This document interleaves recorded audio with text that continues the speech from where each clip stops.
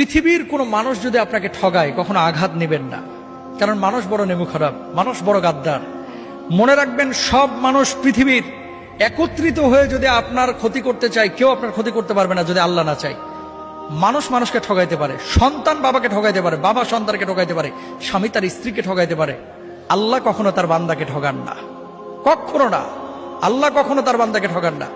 বরং ডাকার মতো যদি ডাকেন, আল্লাহকে বলার মতো যদি বলেন, সে আল্লাহ সুবহানাহু ওয়া তাআলা আপনার ডাকে সাড়া দেবেন। আপনি মনে করছেন যে এত ডাকলাম আল্লাহ তো সাড়া দিচ্ছে না, কে বলছে দেয় নাই? কিছু কিছু সময় এটা আপনি বুঝতেছেন ভুল।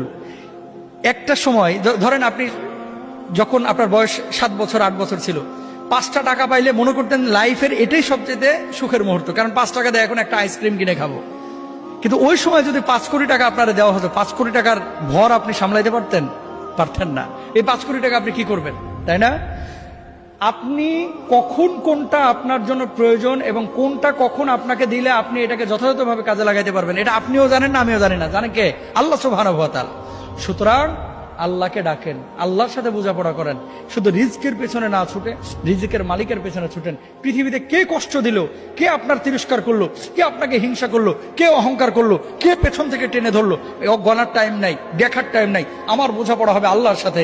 আল্লাহ যদি আমার প্রতি খুশি থাকে, আমি পৃথিবীতে সফল।